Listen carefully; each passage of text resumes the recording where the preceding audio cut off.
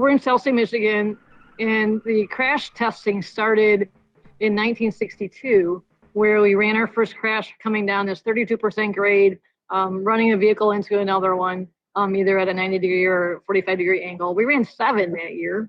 And then in 1966, we actually built a big outside barrier, a big block wall. And then we started doing a few more. We ran 88 that year in 1966, so we're starting to ramp up.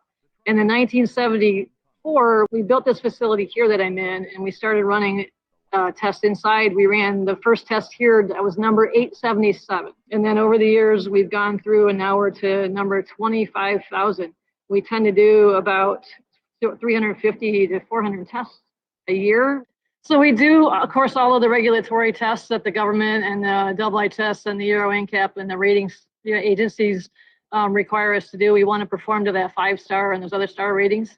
It takes a special kind of person, I think, to do this business. We're all really passionate about it. Whenever we run one, we get this one chance to do it and to do it right. And the sense is, this has got to be the way we're going to make it so that we produce the car and sell a safe product to our customers. And our customers are ourselves too. So we do this because this is what we see the result. We know it creates a safe situation for all of us.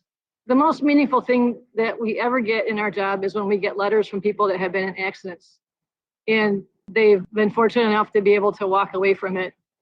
And that is really, in the end, why we do this job. We get to see that wonderful result of somebody having this terrible accident, but walking away from it and going home to their family. And that's why it just means so much.